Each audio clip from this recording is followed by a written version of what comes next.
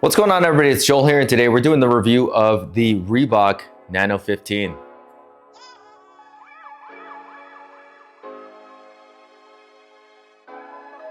If you haven't watched my first impressions video of the Nano 15, I highly recommend that you check that out before you start today's video. In this video, we're mainly going to be focused on the performance aspects of the Nano 15, how they fit, and how they've held up over the last month and a half of me using them for workouts. I got them late in December. It is now early February. These are some of the launch colorways. I pretty recently got the black and red one. The original one that they sent me was the, marquee colorway, which is this teal, red, and white, which I still think is probably the best out of all of the launch colorways, but I do really like this black and red model. The design is very similar to the Nano 14 and the Nano 13 before that. So I think if you saw somebody across the room with Nano 15s on, it would be easily mistaken for a pair of Nano 14s. The design is very similar between the two shoes, and it's not a bad looking design. It's just a little bit dated at this point. And there are also a lot of similarities in terms of construction between the Nano 15 and the Nano 14. But there are some differences which we're going to take a look at right now. So on top of the toe box, you'll find a design that kind of looks like arrows pointing forward. And in those arrows, the flex weave is broken up a little bit more so that you'll have more flexibility and breathability. In my testing, I noticed that the toe box was very, very flexible, and I never had any issues with breathability. That's never really something that I noticed too much until it really gets hot. And I never found, despite it being the winter months, that my foot got too sweaty or too hot inside of these shoes. Taking a look at the middle panels of the upper, you'll find more of that broken up flex weave that's intertwined with the knit material. That's a design that's pretty similar to the Nano 14s. On the Nano 14s though, I think that those panels are a little bit less flexible than they are on the Nano 15s. And then you have a more structured weave through the middle of the vector. Now, taking a look at the ankle collar of the shoe, I felt like the ankle collar was a little bit more low profile. There are some cushioning pods on the exterior part of the ankle collar, and those extend into the ankle collar. Now, with that cushioning and that lower profile cut, I never really felt like my heel was completely secure or that I could get a really locked down fit around my ankle in these shoes. I also found that the lacing system on the shoe wasn't really doing the fit around the ankle any favors.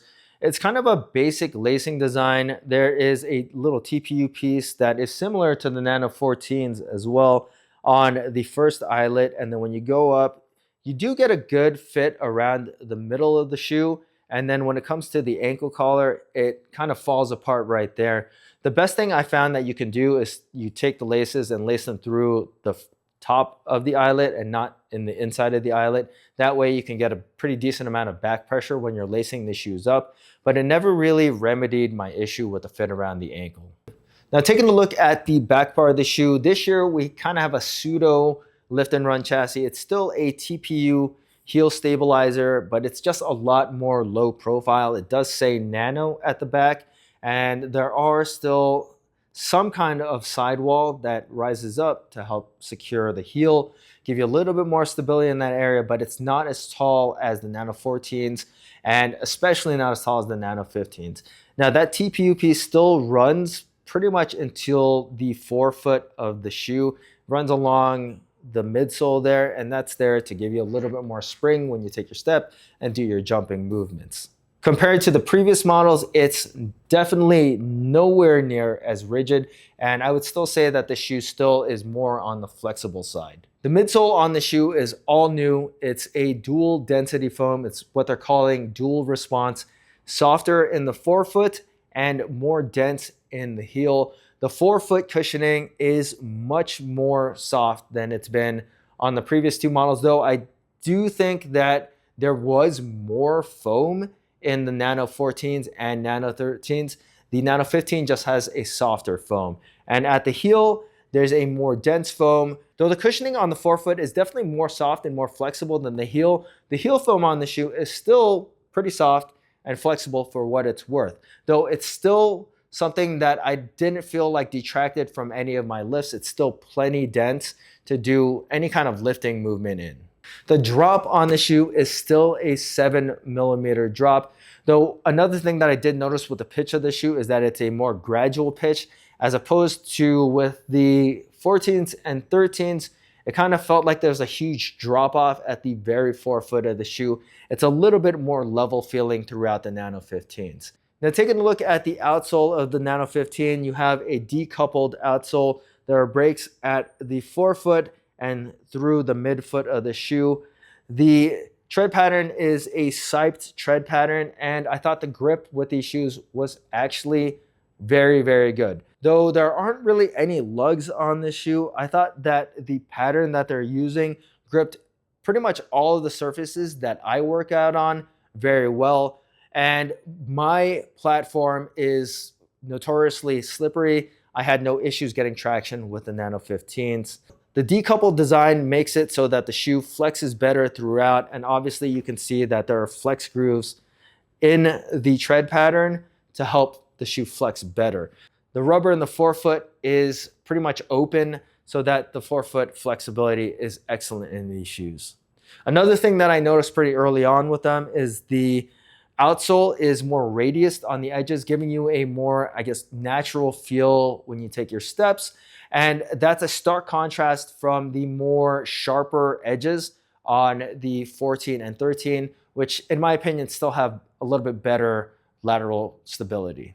Now, using these shoes for rope climbs, I found that the grip on them was very good doing my rope ascents, though the shoe had the tendency to want to turn on its side with my foot staying flat.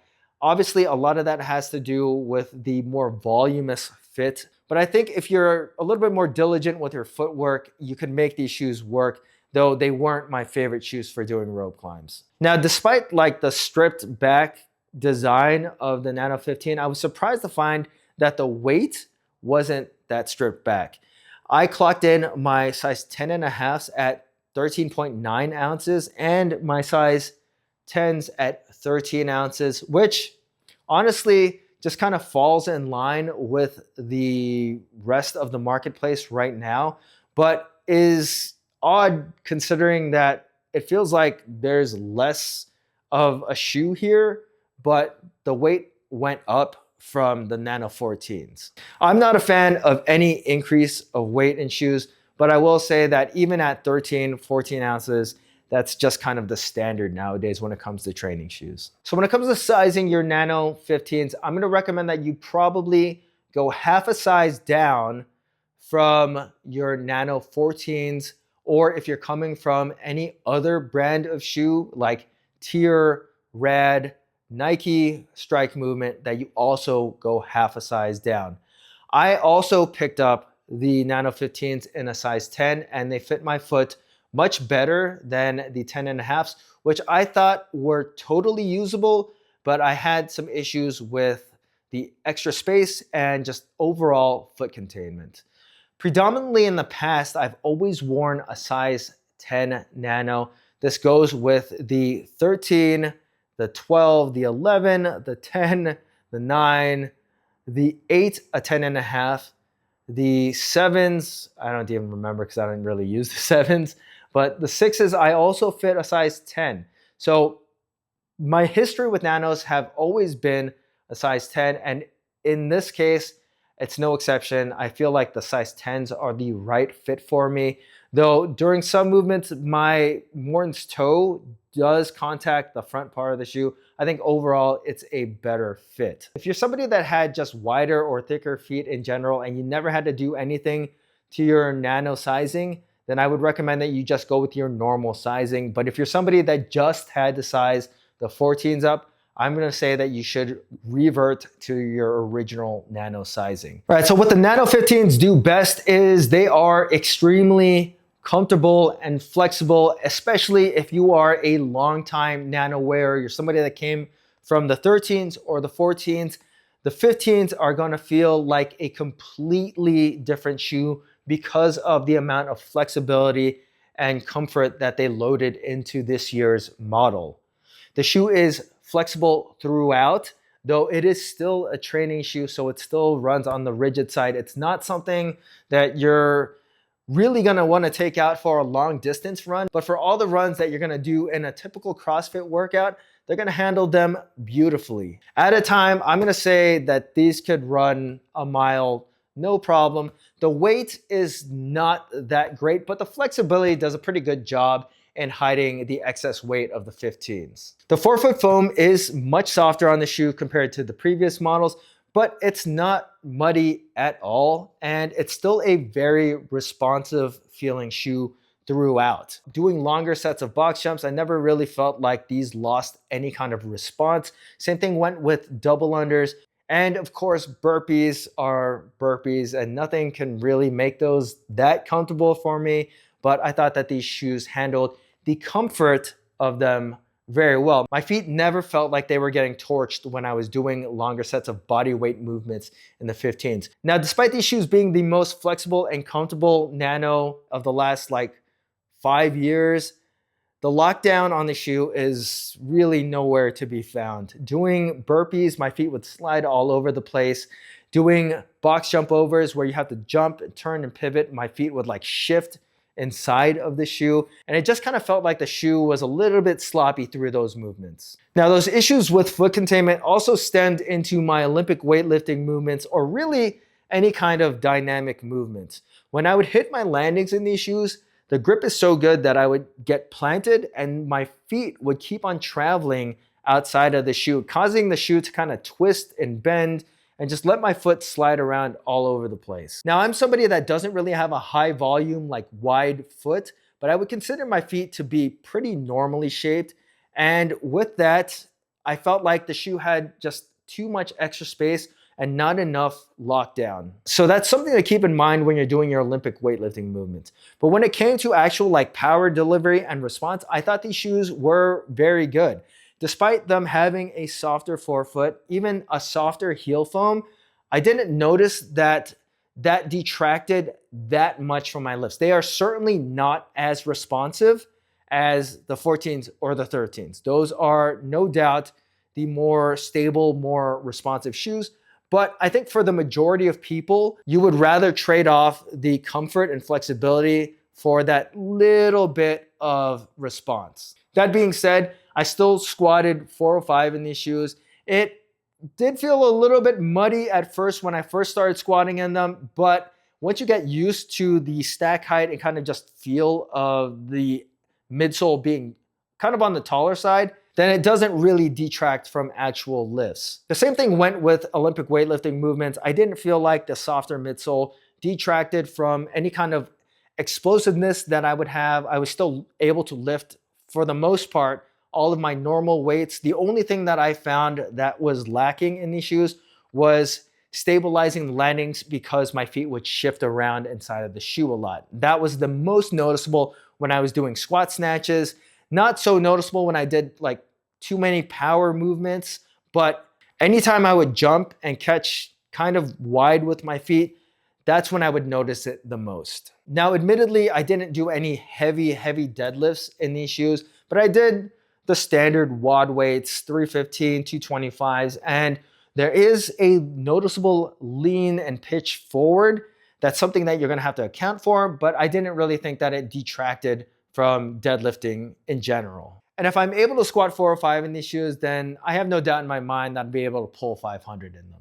Okay, so the Nano 15s retail for $140 at their starting price, and some colorways like this black and red model go up to $150. So $140 is a pretty good deal when it comes to training shoes nowadays. $150, obviously, that's kind of the standard in shoes nowadays.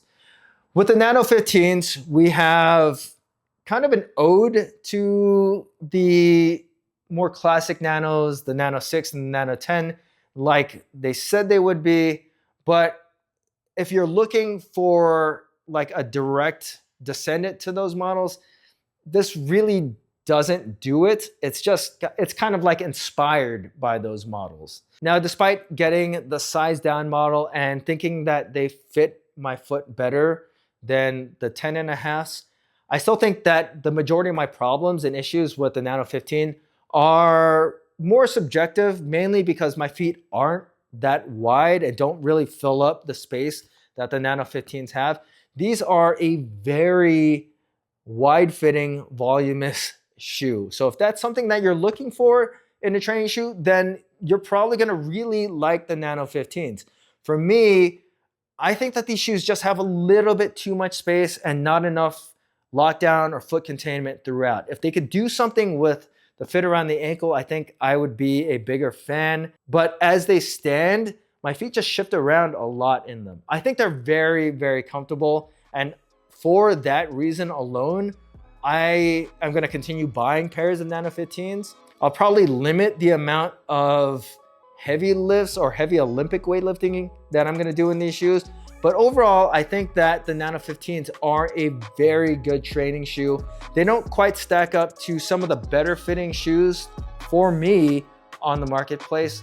But when it comes to Nanos in recent years, these will probably be at the top of the list for a lot of people. If it came down to a really serious workout for me, I think I would take the Nano 14s over these, but on a day-to-day training basis, I probably wear the 15s more often just because they are that much more comfortable. So if you're somebody that's looking for a really wide, more open fitting training shoe, then I highly recommend that you check out the Nano 15s. But if you're somebody that has more of a narrow foot, then you probably want to stay away from these shoes. If you guys have any questions about the Nano 15s, feel free to leave them in the comment section. And as always, guys, please hit that like button, subscribe, and thanks for watching.